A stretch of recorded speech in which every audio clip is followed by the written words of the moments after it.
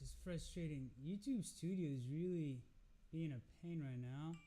What's going on, guys? I know I'm live. I just can't see the comments yet. Having similar issue to last time. There we go. We're up and running. Perfect. Now I can see the comments.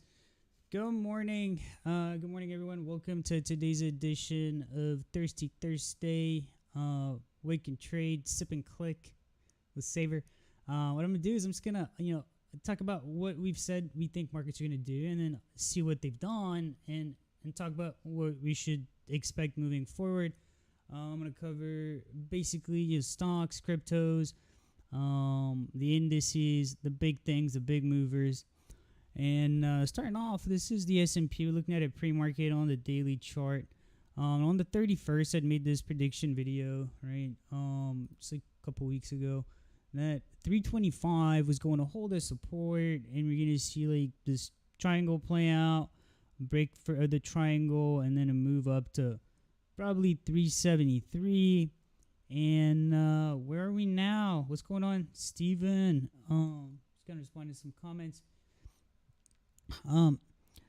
What's happened since is, we saw that 325 hold, right? We saw a current breakout on the S&P. We saw the triangle breakout. We saw a move up, and now we're seeing the retest, which is nice. Like, I wouldn't want to see the chart stall much higher before a retest, right? I pull the drawing tool I'm looking for. Here we go.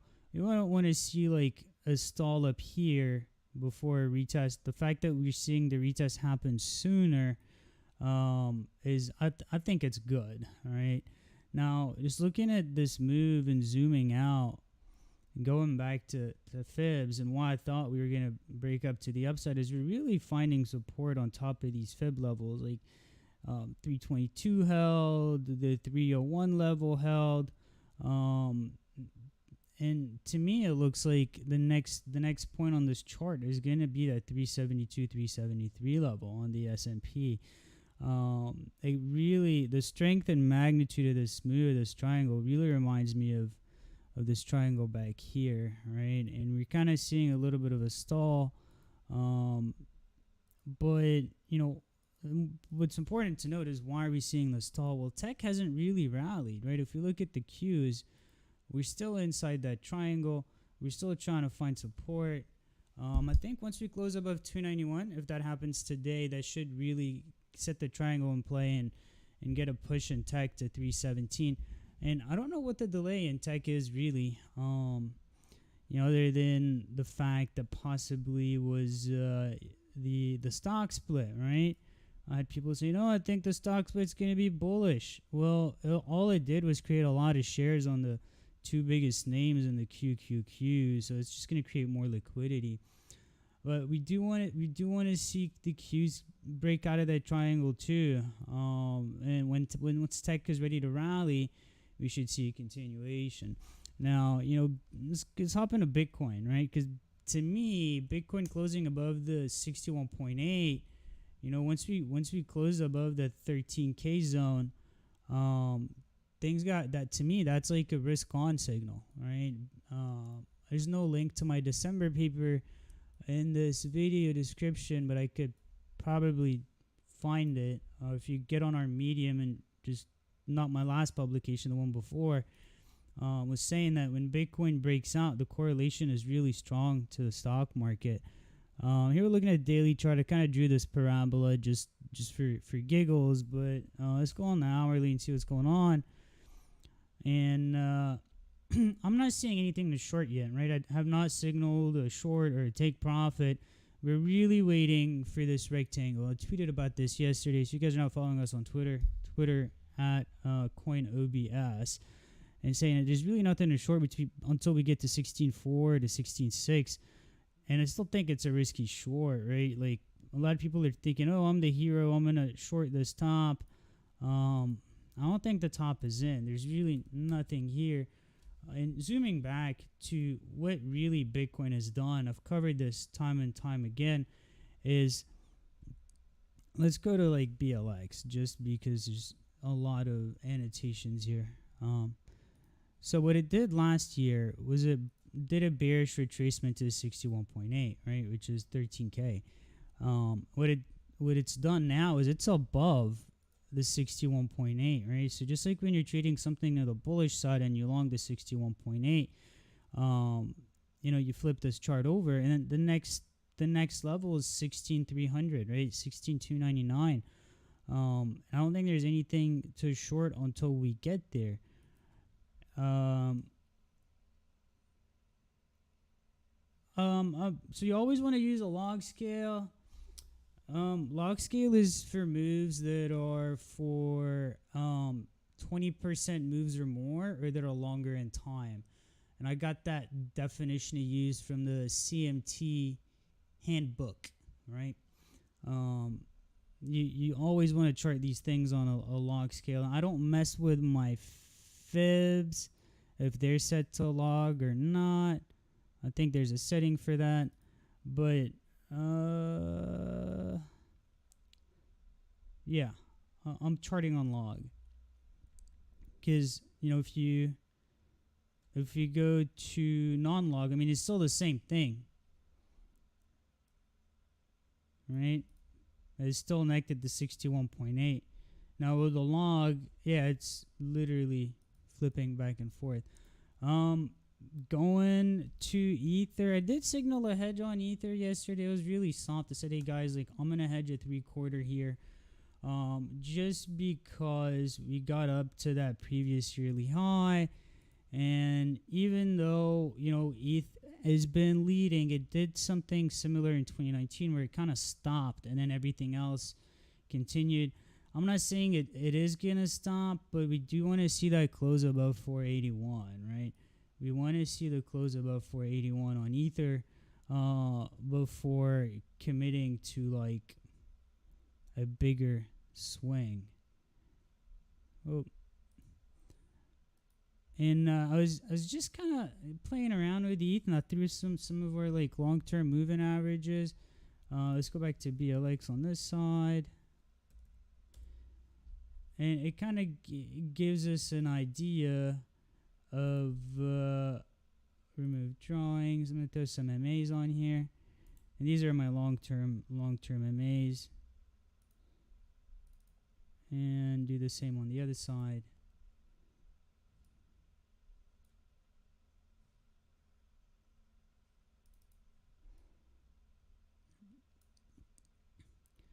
All right, so I mean we're basically seeing we've seen Bitcoin's an old coin, right? Ether is not. It hasn't broken its all-time high yet, but Bitcoin has gone on several bull runs.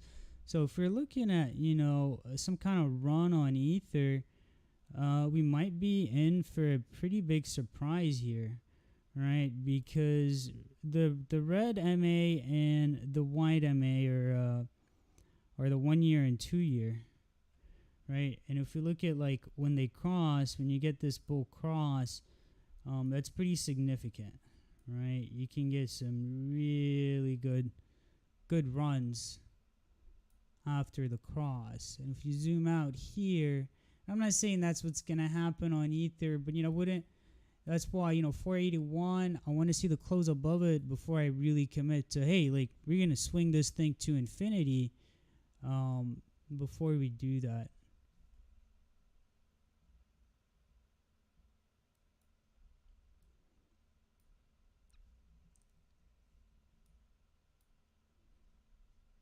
And just looking at fibs, right? The ETH can potentially, if it goes on a run and it breaks all-time high, the likelihood of that happening before another dump, I'm not gonna say that yes or no, because we do see a lot of meltdowns, but be prepared. What is going on here? Pages unresponsive. I'm just gonna close out of some of these tabs.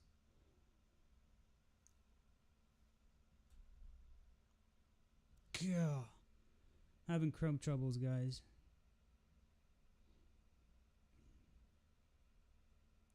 And that's the tab I'm working with right now. Right, so if we run some fib extensions, we can see that, if Ether does start this extended run, hanging on to futures or like next year call options can be pretty profitable, whether it's way out of the money call or close to in the money call and letting it run deep in the money. All right. Let's talk about some stocks, right? Let's talk about some stocks. I'm not really gonna dive into alts. I'm just gonna exit pages, and we'll start a new tab.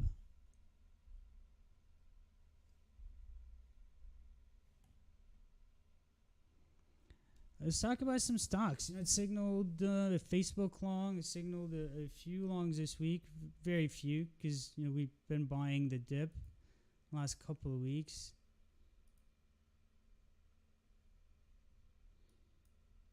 Why is everything running so slow?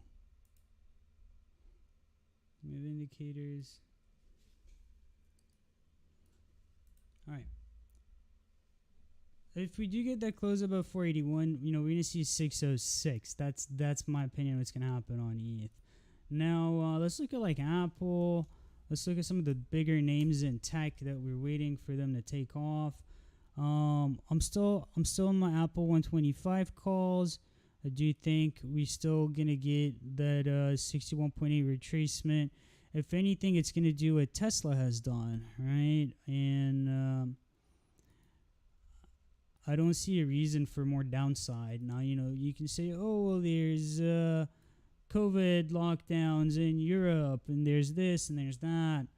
From what I hear from the medical community that I'm like friends with, my ER friend or my infectious disease friend who's a doctor in infectious disease in New York on a COVID floor, saying, things are pretty calm. New York infected rate is down to like 8th in the nation from the bottom, and they were number 1.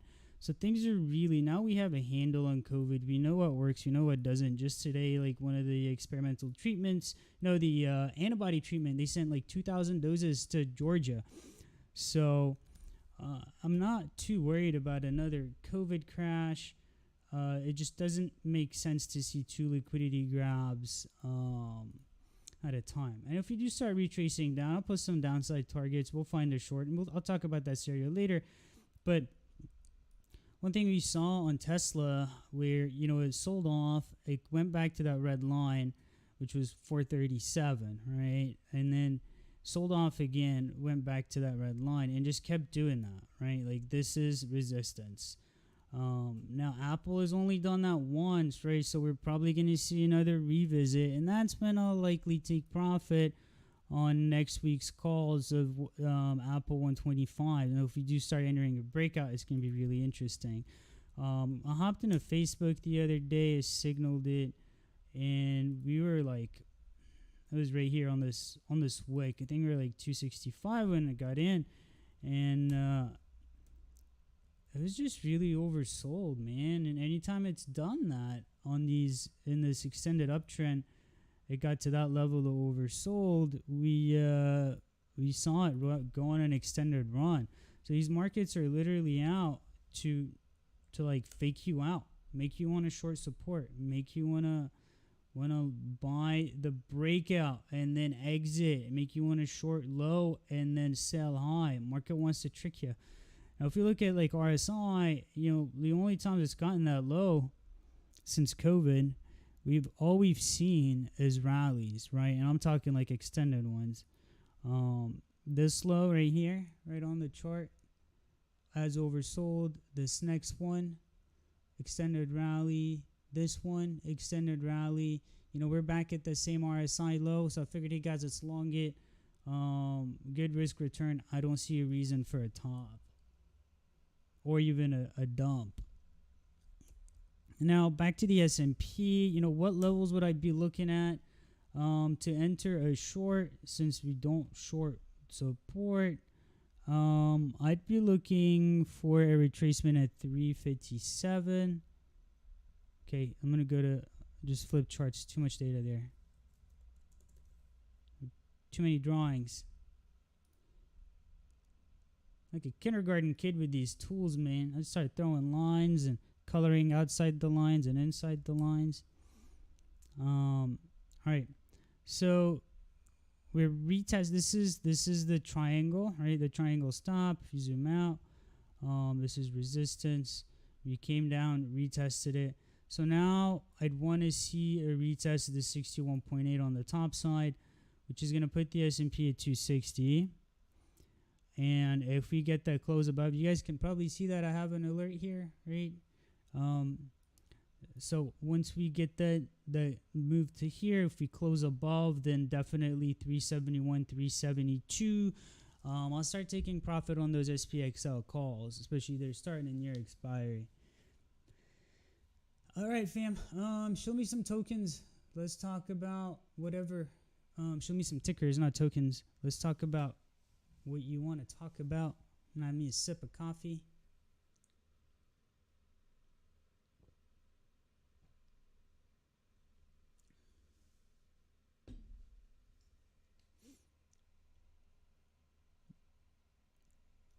Why are we so quiet?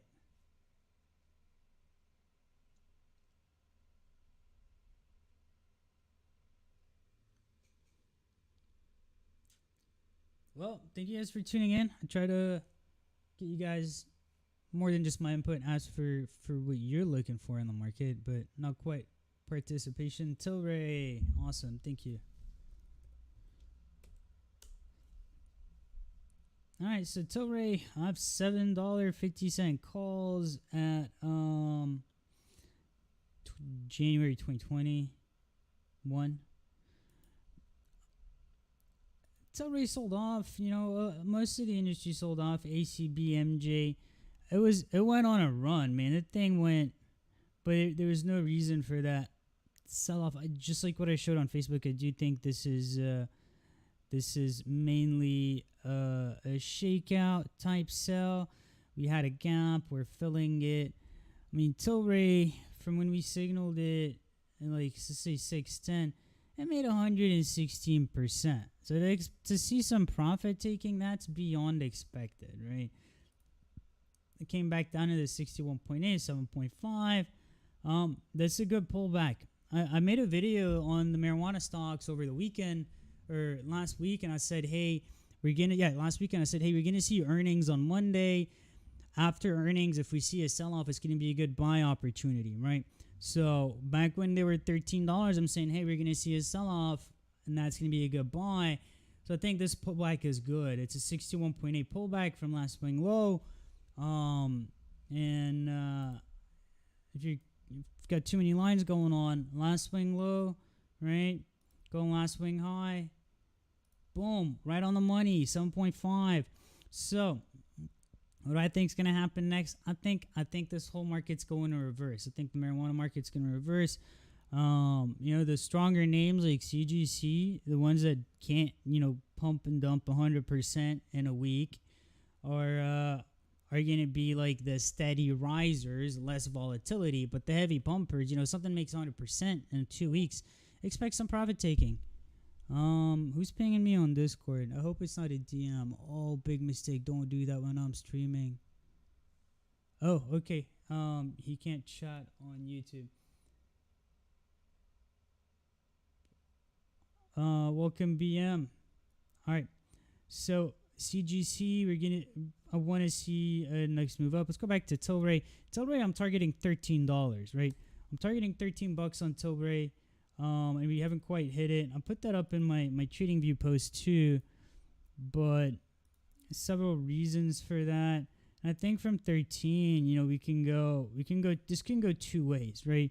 The 61.8. So remember what I showed you guys on Bitcoin earlier? I said it retraced up to 61.8 last year and then had bearish continuation. So we're going to want to see at least 15.25, especially from here. So 7.5 is the buy, 15.25 is probably the next target. I think if we go on a really extended run, then we get 28, right?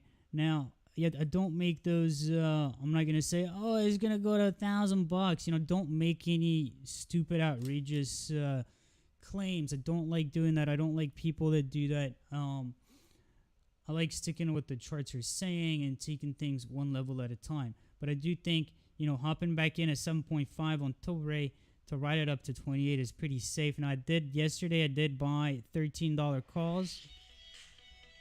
Motherfucker. Somebody called me. I did buy those $13 calls and yesterday, and they're even further out. Upper Normandy, scam call. All right, Nick. You bet, Aaron. All right. Uber. Man, Uber's been a good trade. I did say that I sold half my calls, but I'm not selling any more Uber, man. Uber looks uber bullish. I think we're going to 56. Especially if you have those March 2021 calls. There's a reason I'm positioning us in these far out of the monies, right? There's a reason we're in those trades, and it's not so we scalp them. It's so we can ride the trend and ride deep into the money, right? And you see something like this that did a descending, broadening wedge and finally breaking out. Now we're technicians, right? We're technical traders, and you want to look at patterns, and this thing looks just like Bitcoin's descending, broadening wedge, right? Like these two charts look the same. Now, can we see a liquidity grab or some kind of sell-off before we go back up, right? I'm sure we can, but keep the big picture in mind, right? This is bullish. Now, like Bitcoin's up above that high, so the next level on Uber is going to be 55, 56.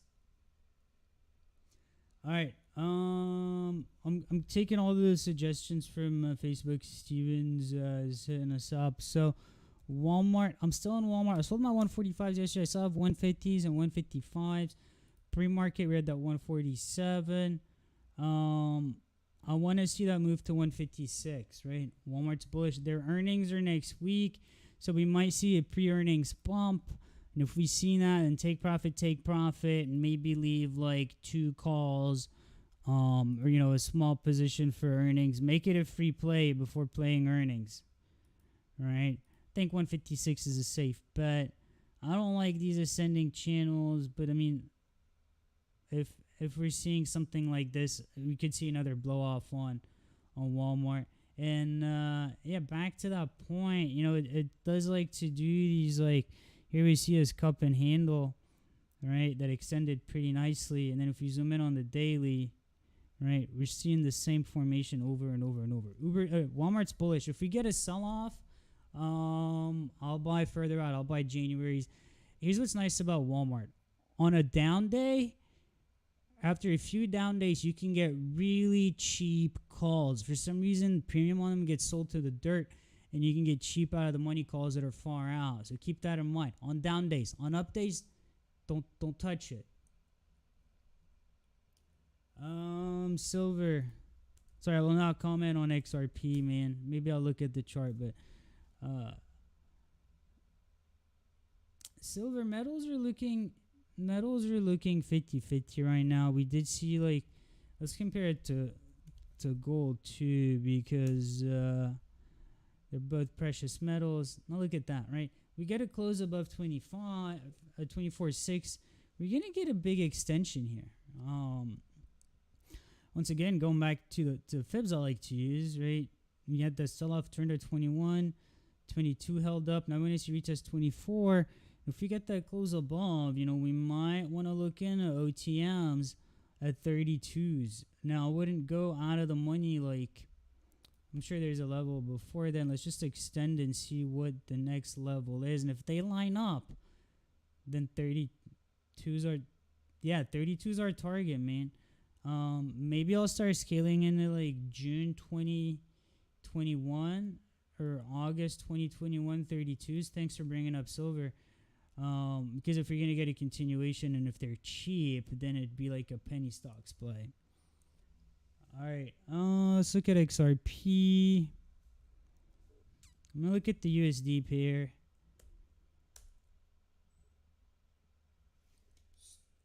My dog is whining a bit. it looks like it's doing like an inverse head and shoulders. I hate to say that. I don't know. XRP is not a trading coin. It's a hold and pray coin if you believe in it. I don't believe in that notion of hold and pray, right? So we're seeing that inverse head and shoulder. Let me just fill that with some kind of color. All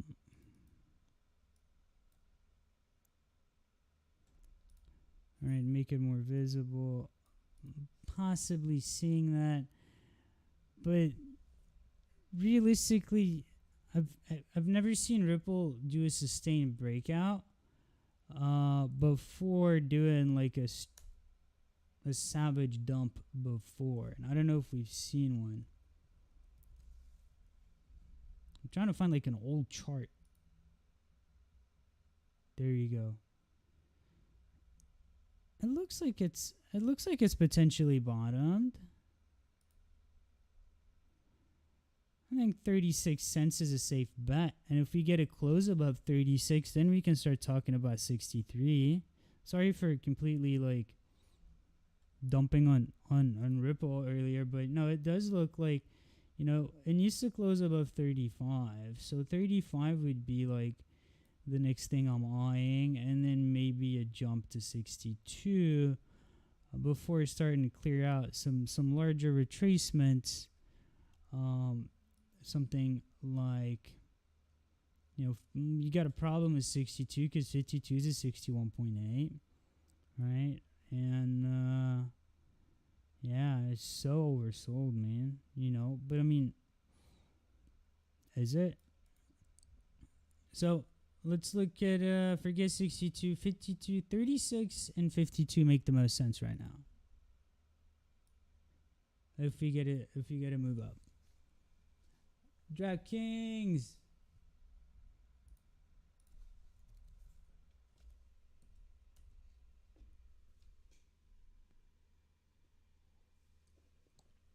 Guys, it's sip and click today. Make sure you're drinking coffee too. I mean, DraftKings is looking good. I'd want to see that move to 52 again. Remember how like Walmart was oversold a few days ago and it looked like it was gonna die? Sure, the trend line here is like, oh, it broke trend line. I think this market is going for a risk-on environment, right? And I think 52 is safe for DraftKings, right? We want to see that move up to 61.8 before we come back down, because we know charts don't just dump, and like unless it's like a pure pump and dump.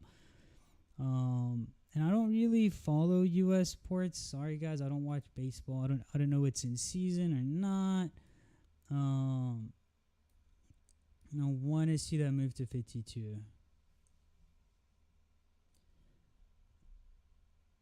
You bet, Steven. Thank you for all your suggestions. You guys smash that like button. Share this video. Click subscribe if you're not subscribed. Thank y'all for tuning in to today's stream. Market opens in like 15 minutes. Unless you guys have anything else to throw in here, we're going to call it a day. Let's look at Link.